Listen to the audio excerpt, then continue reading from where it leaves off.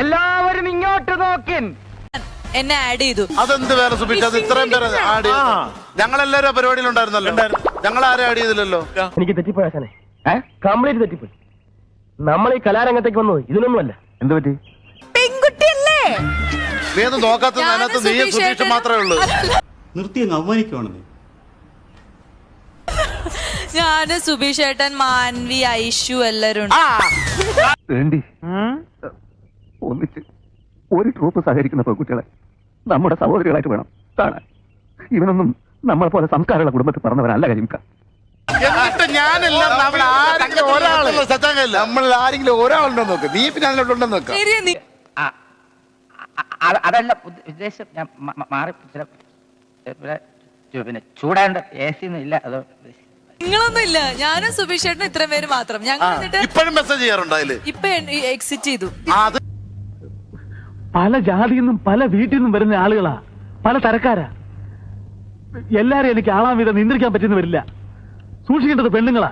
അവന്റെ കണ്ണുകളിലുണ്ട്, സുബീഷിന്റെ കണ്ണുകളിലുണ്ട് നിന്നെ കാണുമ്പോൾ ഒരു ദേഷ്യം. സുബീഷേ, അന്ന് നല്ല രസമായിരുന്നു. ഞങ്ങള് ഫുൾ കോമഡി. ആര് തമാശ പറയണത്? സുബീഷ് ഏട്ടൻ.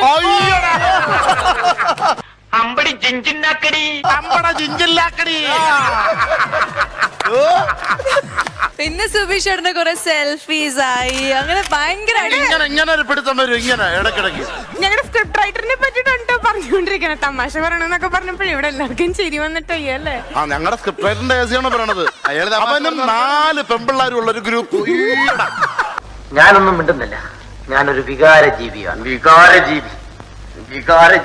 അതിനകത്ത് ഭയങ്കര തമാശ. നല്ല അല്ല എന്തറിയോ, നമ്മളെ മെയിനായിട്ട് എന്ന് പറഞ്ഞു കഴിഞ്ഞാൽ എന്റെ പാട്ട് വേണ്ട, എന്നെ കണ്ടാ മതി. ദിനത്തിന് എന്നെ കണ്ടാ മതി. അതാണ് ഞാൻ എന്ത് ചെയ്യാനാ. ചിരിക്കാൻ എന്തെങ്കിലും ഒരു കാരണം. ചേട്ടാ, ഞാൻ കുറച്ച് എഴുത്ത് പരിപാടികളൊക്കെ ആയിട്ട് ഇങ്ങനെ ഈ സമയത്താണ് നമുക്ക് എഴുതാൻ പറ്റുള്ളൂ.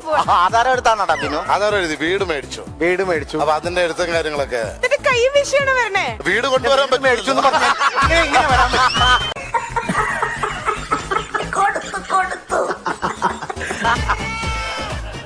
ഓക്കെ, ഇനി ഡ്രസ്സിന്റെ പറ്റി പറയുകയാണെങ്കിൽ എനിക്ക് ആ ബ്രാൻഡ് ഈ ബ്രാൻഡ് എന്നില്ല. So I try all the brands. എല്ലാ ക്ലോസും ഇപ്പൊ കണ്ണിന് ഫസ്റ്റ് നമ്മളെ പോലെ തന്നെ എല്ലാ ബ്രാൻഡും പോകും. കൊള്ളാം, എവനാള് കൊള്ളാം. എന്താ പേര്? മാറിപ്പോയി. സത്യത്തിൽ സുധിയണ്ണന്റെ നിക്കറാണ് സ്റ്റെഫി ഇട്ടേക്കുന്നത്.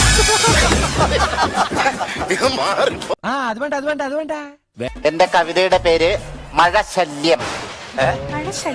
ശല്യമഴ. ശല്യമഴ. ആ പാന്റ് കണ്ട എലിശല്യം എന്നേ പറയുള്ളൂ. എന്താണ് തമാശയാക്കാണ്? അല്ല തമാശയാക്കാണ്.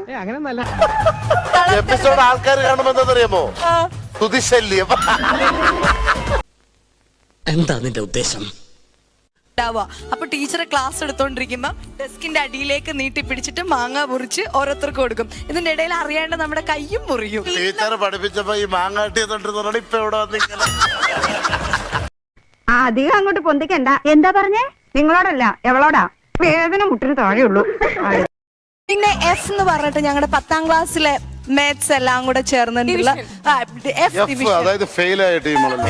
ഇവനേതാ? എന്റെ സുഹൃത്താണ്. ഇവൻ ആദ്യം പിടിച്ച് പുറത്താക്കെ. ഇവനെ കണ്ടപ്പോഴേ എനിക്ക് അലർജി അറിയുന്നത്. അതിൽ പെട്ടത് എനിക്ക് തന്നെ അറിയില്ല. ചേട്ടൻ ജാതി സ്പിരിറ്റിൽ ഇല്ല, ജാതിയില്ല, സ്പിരിറ്റിലുണ്ട്. ഷാജിയേട്ടാ,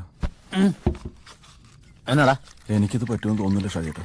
ഓ പറ്റിയല്ലേ, നീ അടിക്കണ്ട. അവിടെ വെച്ച് ഞാൻ അടിച്ചോളാം. മോളിപ്പോ 14 വയസ്സായി. 9th-ലായി. ഇത് വലിയ കുരിശായല്ലോ. അതൊന്നും എനിക്കറിയാൻ മേല.